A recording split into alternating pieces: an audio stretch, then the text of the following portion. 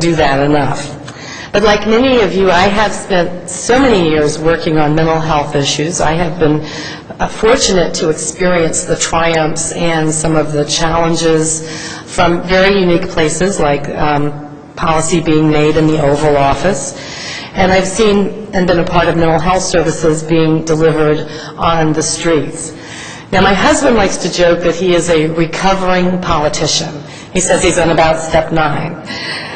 Now, when you are campaigning, you always have to develop a stump speech that you use over and over and over again to get people to vote for you. I have been campaigning for mental health for longer than I can remember, or that I want you to try to guess. But you know what? I'm not going to give you a mental health stump speech, because I know that if there were an election tomorrow on mental health, all of us would be voting on the same sides. And besides, you are the true professionals, and you don't need me or anyone to tell you what you already know. So instead, I thought that I would share with you a more personal journey. It's a story that encompasses not only mental health issues, but some very wonderful places that I have been able to travel to, and some wonderful stories that demonstrate how we all have a role to play in improving mental health care.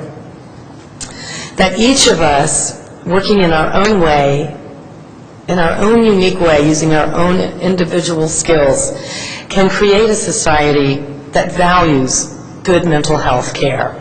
And each of us can take that message out. Now, some of you may know that I am a photographer.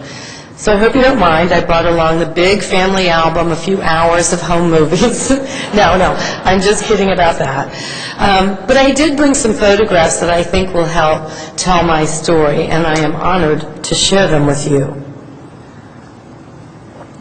Like I am sure that you do, I look back with love on my own family and friends and the remarkable people who have crossed my paths during my travels. I am lucky to know some very ordinary people in extraordinary situations that have done some extraordinary things. Some of these people may be familiar to you and others are not. As you know, none of us can predict what's in store for us tomorrow or in the years ahead.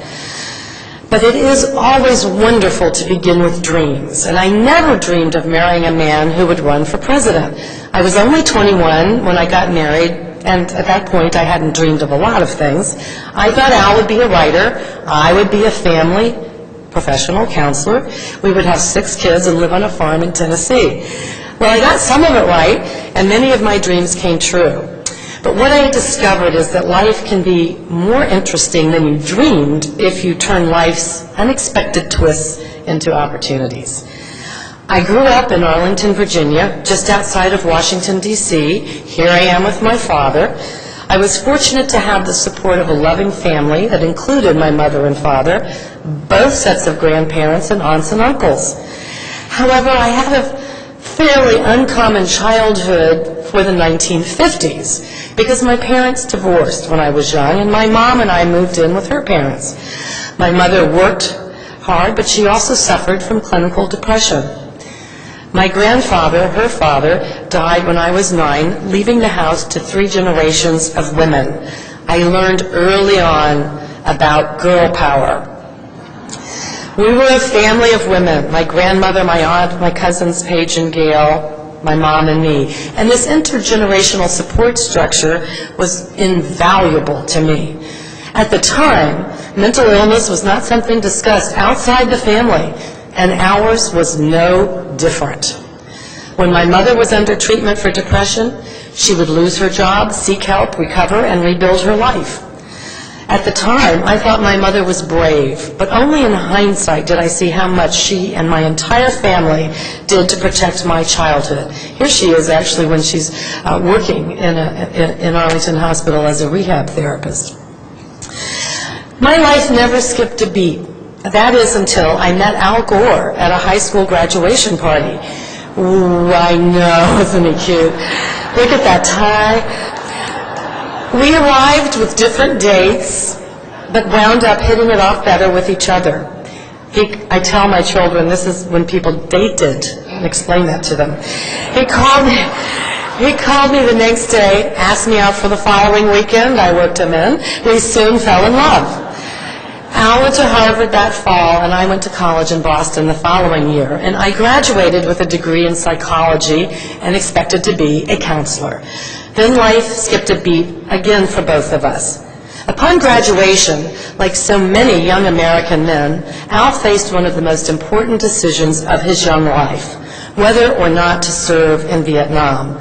We opposed America's involvement in the war, but Al knew that if he didn't go, then someone else from his hometown of Carthage, Tennessee, about 3,500 people, would go in his place. So Al did something that I remain so proud of today. He volunteered for and enlisted in the Army. And in May of thank you. Yes, thank you. In May of 1970, after I graduated from Boston University, Al and I were married. And we moved into our first home, a trailer park near the Army base in Fort Rucker, Alabama.